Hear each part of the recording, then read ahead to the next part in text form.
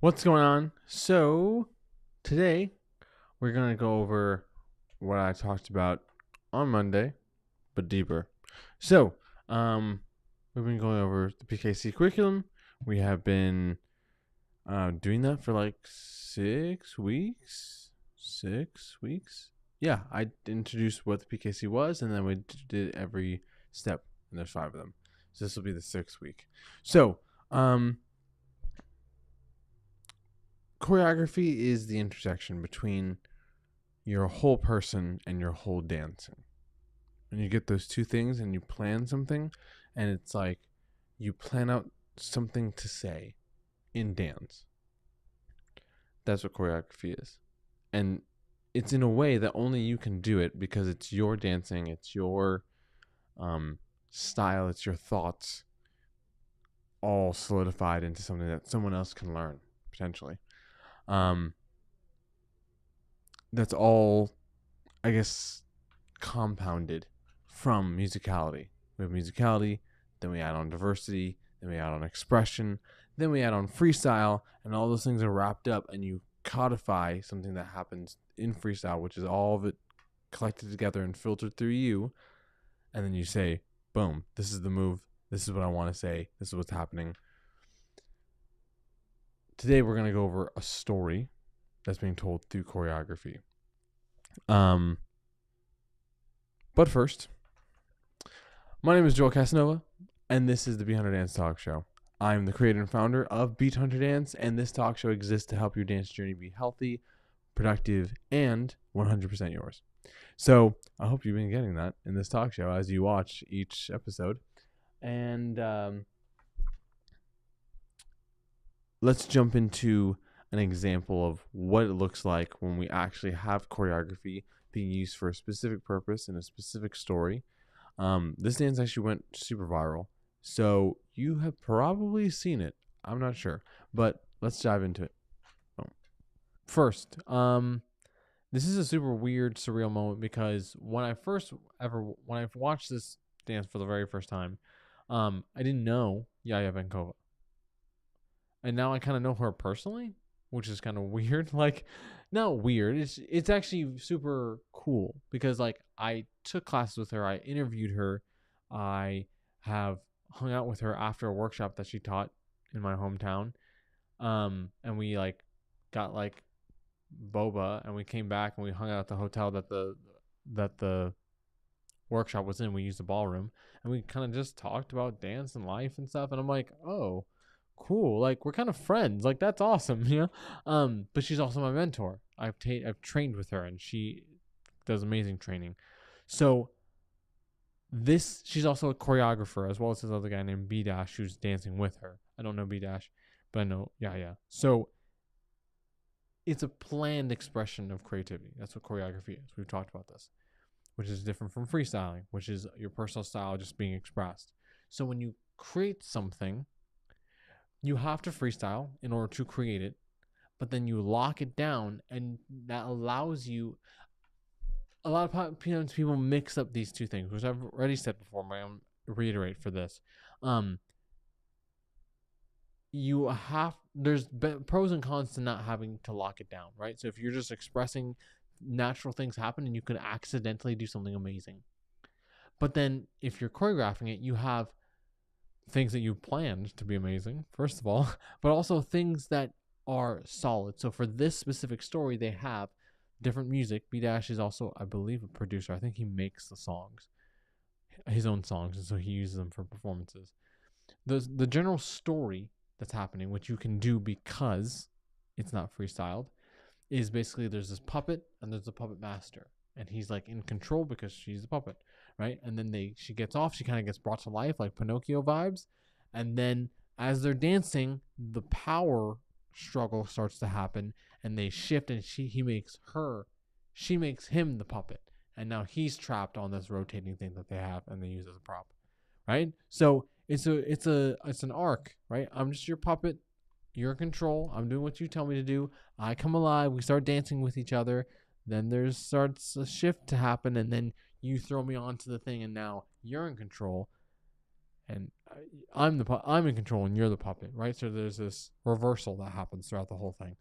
You're gonna see multiple different kinds of styles here, like crump and animation robot. That JaJa is like known for doing great robot stuff. So let's jump into it.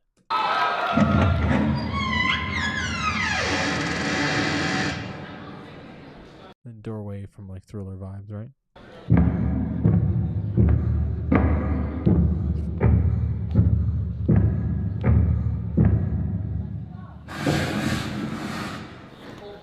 Okay, pause.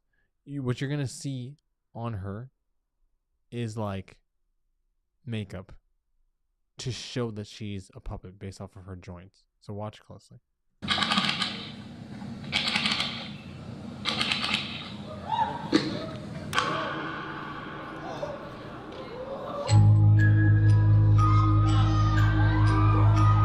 So like setting the stage, right? This is not a real person. This is a puppet. I'm the real person. I unveiled my creation, right? Brr, brr, brr, and she's changing her body using the musicality and all the things that she's doing in order to come up while he's giving this like Frankenstein vibe, right? Her lack of expression, ironically, is the perfect expression. She's not real. She's not alive. She's a puppet. Versus him like, let me show you what I'm doing, right? Right? Studious vibes?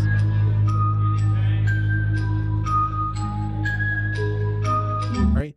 She's completely blank-faced. And that's good. That is her expression, ironically. So think outside the box when it comes to what it is that you're expressing.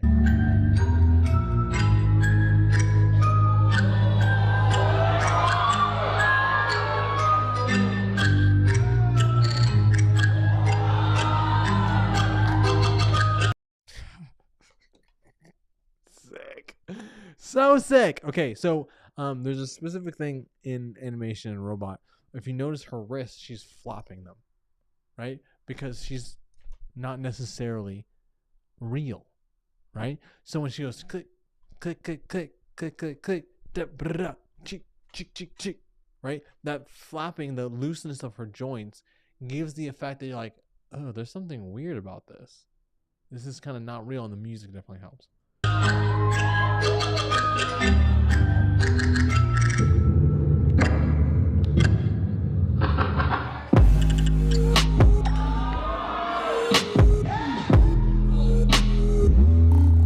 So very much like a hip hop meets animation.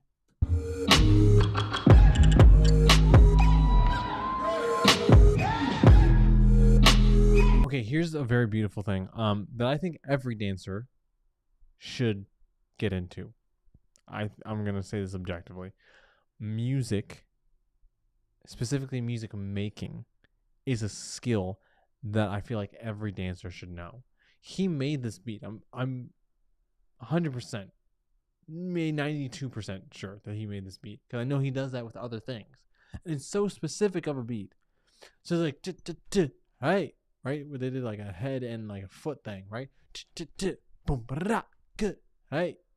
Right. So they're able to be so specific with the choreography because they know the music so well, and there's specific noises that they're hitting.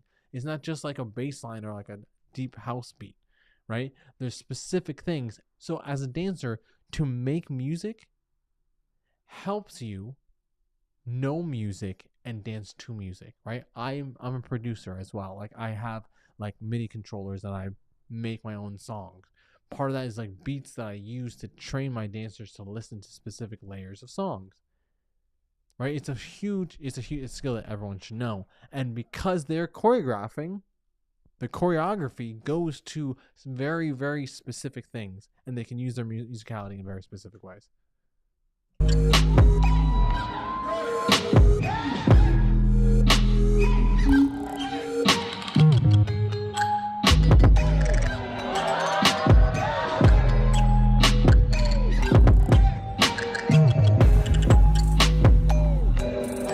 Okay, again, watch the change.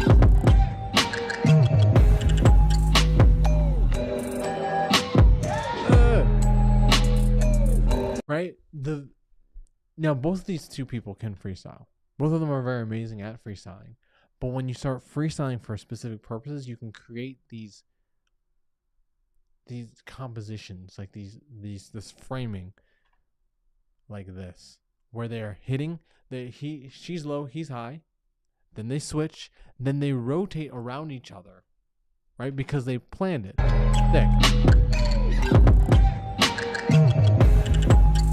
Hey.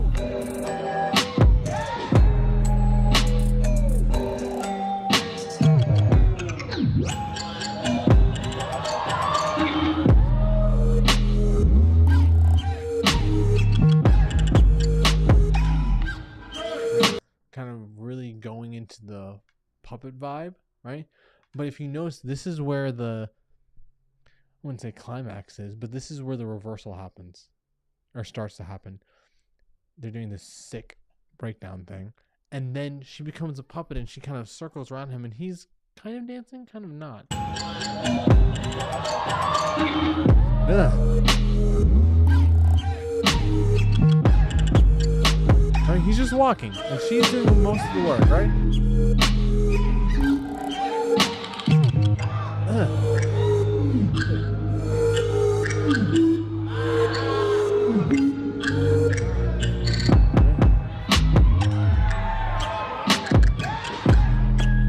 Okay, contrast.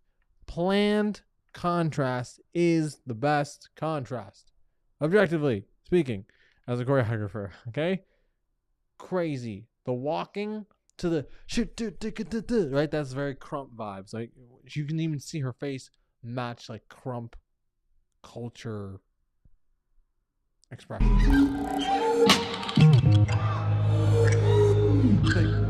Think she's blank face. Crump.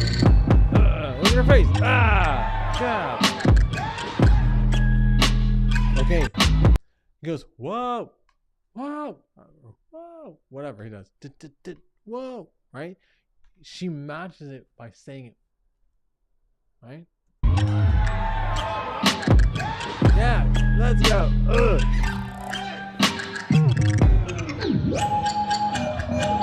Things start reversing, things start freaking out. Whoa.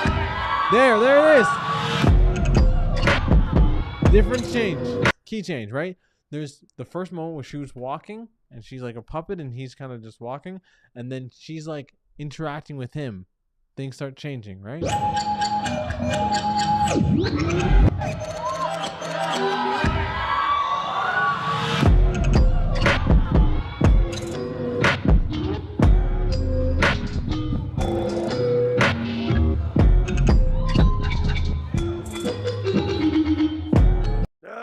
Okay. Did you notice what happened? Did you see it? Okay. Here, she's kind of, I don't want to say it. It sounds super intense. She's like stealing his soul, right? She's making him like her. As soon as this moment happens, where the shit, right? When that happens, she starts walking away, and now he starts becoming like a puppet, which makes the ending make sense. Right? Freaking out. This. Boom. There. He goes, shoo. He's showing the audience that something just happened. She goes, shoo. Boom. And then from there on out, he becomes puppet-like. Wow. See? And even the music changes to show the difference. Here it comes.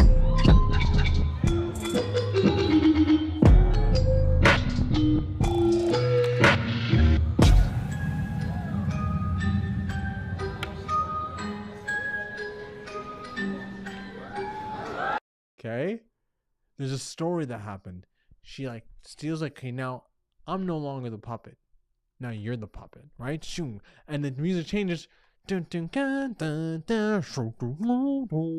gets like this warbly vibe, and it lowers a key. And now he's puppet like, and she's like, now I'm controlling you back to the pedestal you put me on.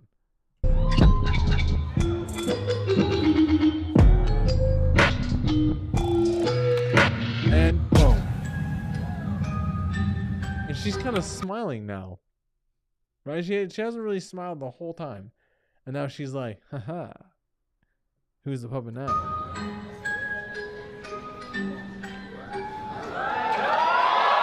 Okay, creepy vibes.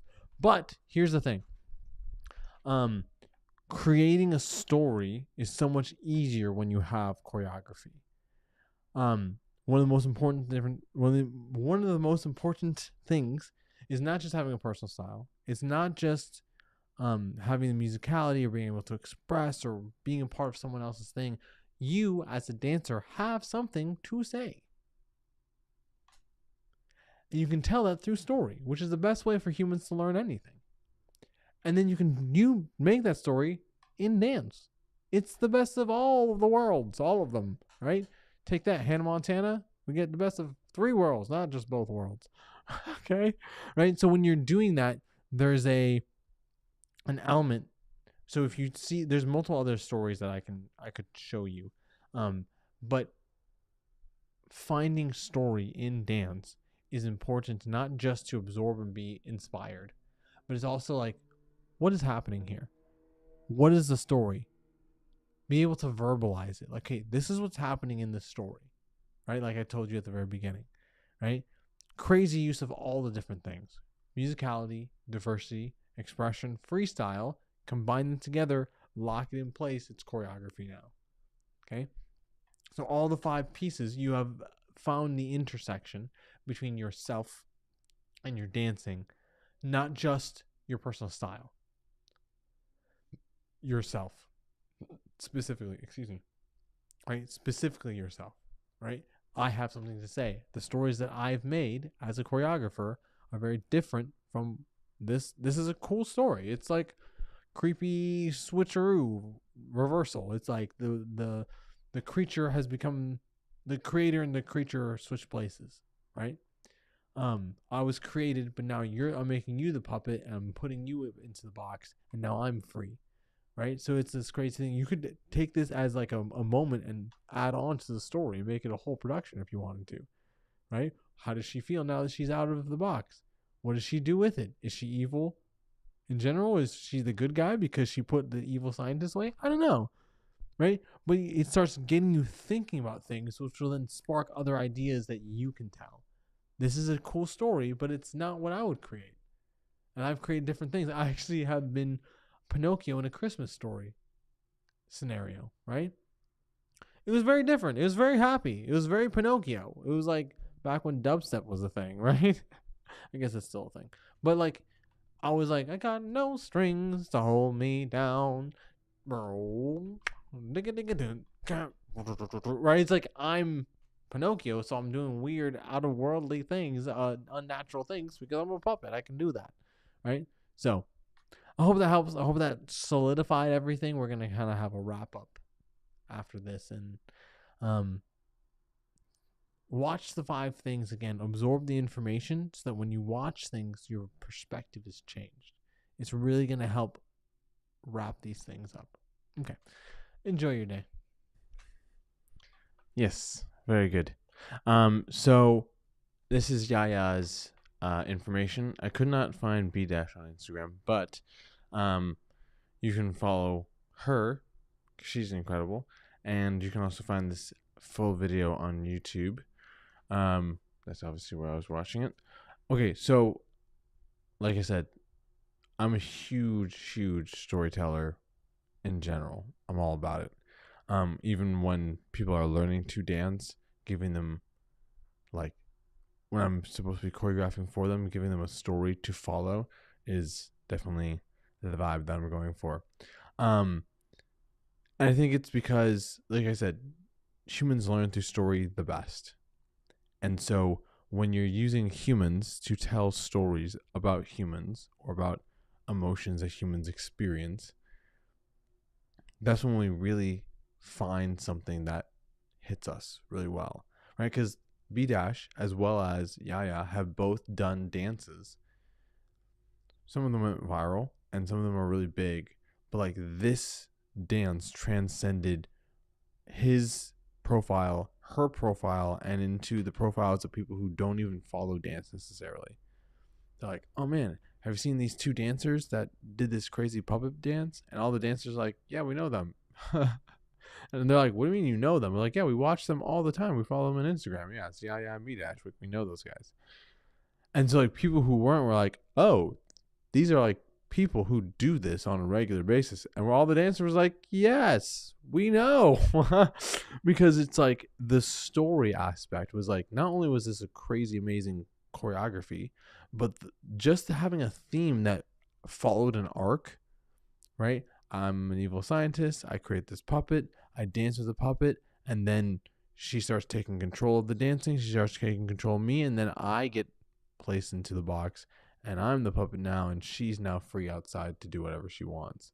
And it's like, that's just a basic semblance of like beginning, middle, end story. And so like that point where she's like steals his soul or whatever, it's like at that point you're like, oh, it changed. Something changed. And so we see and follow the progression of the story instead of just seeing a really cool dance with a lot of cool moves, which is fine. If you want to create that, that's fine. There's nothing wrong with that. But the people who transcend outside of the dance world and connect to just humans in general are the ones that insert story into their dancing. I'm not saying you have to add story. What I'm saying is that there's a powerful element that story adds to your dancing. And people have opinions. People have thoughts. People have stories. People have experiences, past history. You know, it. And so, like, why not create the thoughts, the experiences, the opinions, the past history that you have, and put it into a story using dancing? And then you not only are able to tell a story, you are allowing your dancers, if you add other dancers, if it's solo, then it'll just be you. But if you add other dancers to help you tell the story and then connect to people inside and outside the dance world because it's a story. So for me, I think that's just the best of all three worlds. Like I said, take that, Hannah Montana. So the idea is, yeah. So I think that is an optimal use of dancing. It's not required. Sometimes you just want to create a piece that's fun, that has really cool moves. It connects to the music and it shows the music. That's fine. But my philosophy of dance in general is that dance is a tool. And because it's a tool, it should be used for a specific reason. And using story for that reason is probably one of the best ways you could possibly do. There's a lot of other things. I have even videos on my YouTube channel. I might review them. That'd be cool. Of me giving dancers stories to follow along with. So, okay.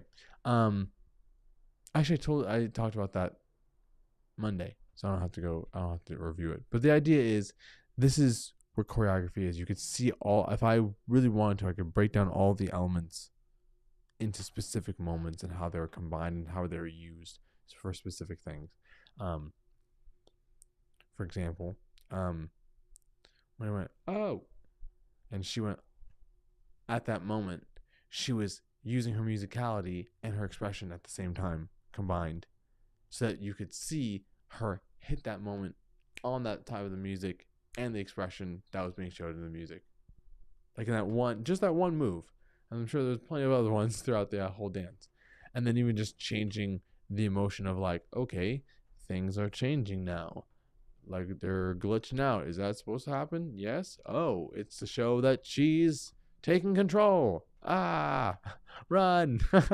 Right? So it's like that is something we really connect with as humans.